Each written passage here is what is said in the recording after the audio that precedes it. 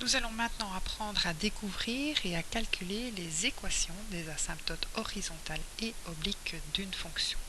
Donc voici tout d'abord la définition de l'asymptote horizontale que vous devrez bien entendu connaître.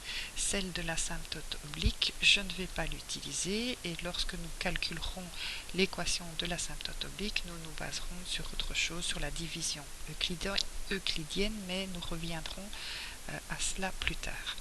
Donc, pour avoir une asymptote horizontale, que faudra-t-il?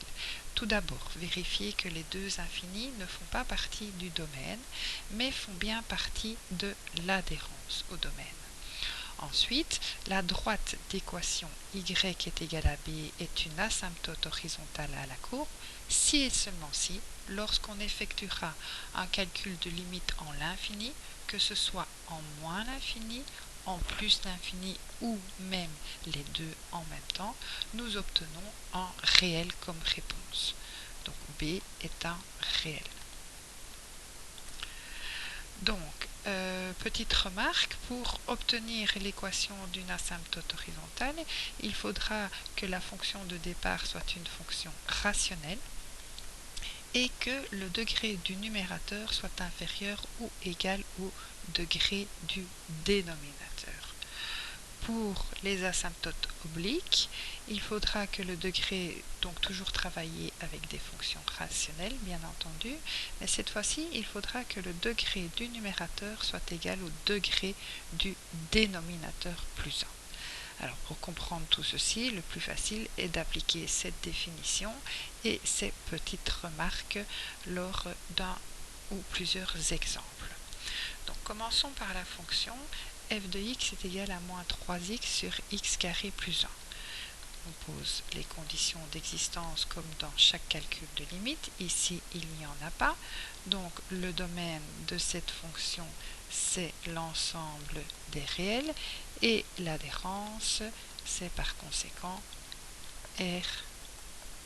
L'adhérence au domaine, c'est R bar. On va pouvoir effectuer le calcul de limite en plus et moins l'infini. Cela a bien du sens puisque plus et moins l'infini sont bien adhérents au domaine. Donc on vérifie, ils font bien partie de l'adhérence au domaine. Donc voilà, je recopie. Si je veux calculer la limite en plus ou moins l'infini de ma fonction moins 3x sur x carré plus 1, qu'est-ce que je dois faire? Je dois sélectionner le terme de plus haut degré. Au numérateur, il n'y en a qu'un, donc c'est moins 3x. Et sélectionner le terme de plus haut degré au dénominateur. L'étape suivante était de simplifier, donc je peux simplifier les x, et il me reste la limite en plus et moins l'infini, en plus et moins l'infini de moins 3 sur x. Lorsque la fraction a été simplifiée, on regarde la puissance de x qui est une puissance impaire. Donc on va diviser le calcul de limite en deux parties. Donc on va effectuer la limite d'un côté, la limite en plus l'infini de moins 3 sur x, et on devra effectuer séparément le calcul de limite en moins l'infini de moins 3 sur x.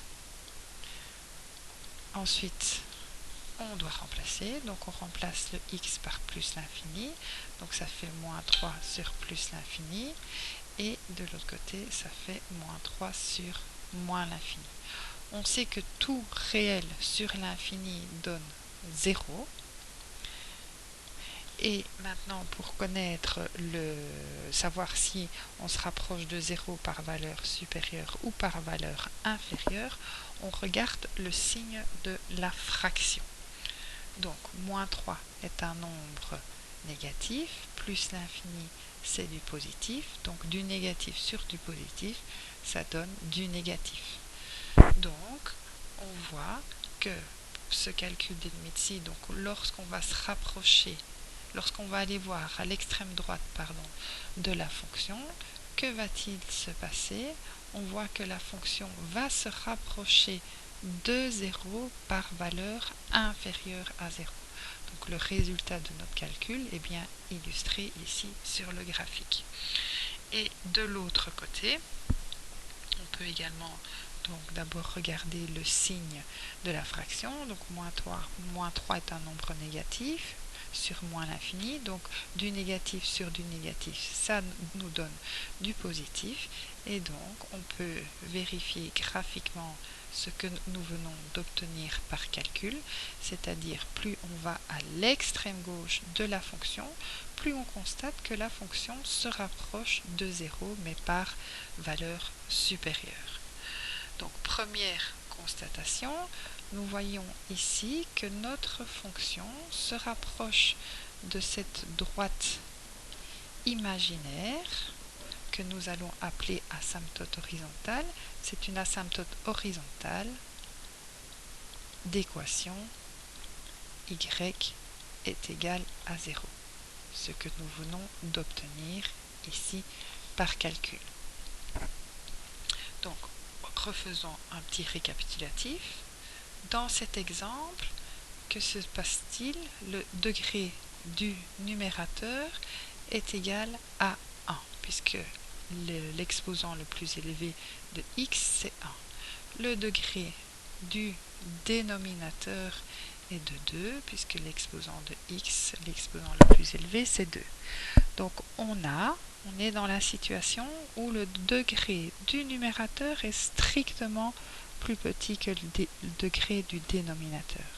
Et bien, dans ce cas-ci, donc comme c'était annoncé ici dans la remarque, là, voilà, on va peut-être même séparer en deux parties. Là, on est dans la situation où le degré du numérateur est strictement plus petit que le degré du dénominateur. On a bien la présence d'une asymptote horizontale, mais dans ce cas-ci, ce sera une asymptote horizontale, ce sera toujours une asymptote horizontale d'équation y est égal à 0. Voilà. Et à la page suivante, nous allons étudier le cas où le degré du numérateur est égal au degré du dénominateur. Nous aurons alors la présence d'une asymptote horizontale, mais d'équation y est égal à un réel petit b que nous allons apprendre à obtenir.